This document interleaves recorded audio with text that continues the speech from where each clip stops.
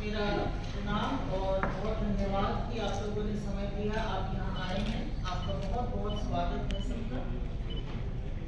ये बड़ी खुशी की बात है कि हमारा जो हिंदी दिवस का समारोह है और जो 14 सितंबर को होता है और 5वां अखिल भारतीय राजभाषा सम्मेलन गांधीनगर में आप लोगों की नगरी में आयोजित किया जा रहा है। गांधीनगर हम लोग कल पहुंचे हैं और बहुत ही सुंदर हरित नगर है।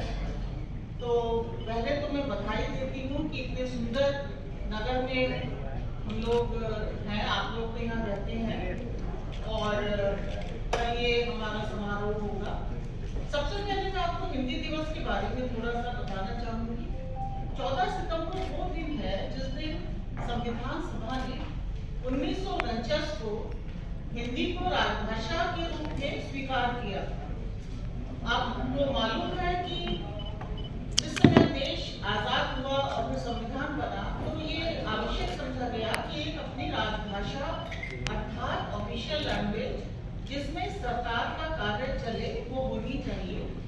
और इसमें काफी विचार विमर्श हुआ 3 दिन तक संविधान सभा में दोनों तरफ से हाँ या ना, और अंततः ये निर्णय लिया गया कि हिंदी को राजभाषा बनाया जाए। तो इसका लक्ष्य क्या था, इसका उद्देश्य क्या था कि केंद्र सरकार के जो कार्यालय हैं, जो ऑफिसेज हैं, केंद्र सरकार के जो PSUs हैं, उपक्रम हैं और जो बैंक्स हैं, उनमें अधिक से अधिक काम हिंदी में हो। उस समय हम जानते हैं कि काम या तो अंग्रेजी में होता था या शायद उर्दू में भी होता था।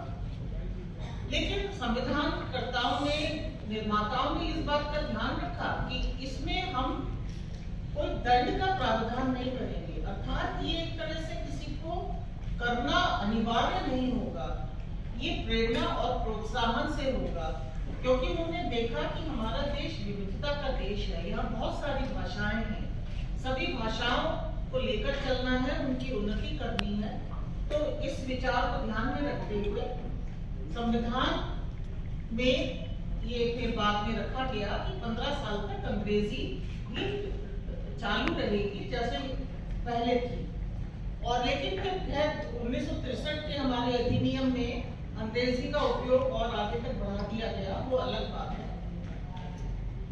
पर 14 सितंबर का हमारा यही है कि हम याद करें कि हिंदी हमारी राजभाषा है। राजभाषा अर्थात केंद्र सरकार के कार्यालयों में काम अधिक से अधिक हिंदी में होना चाहिए। और मैं आपको बताऊं कि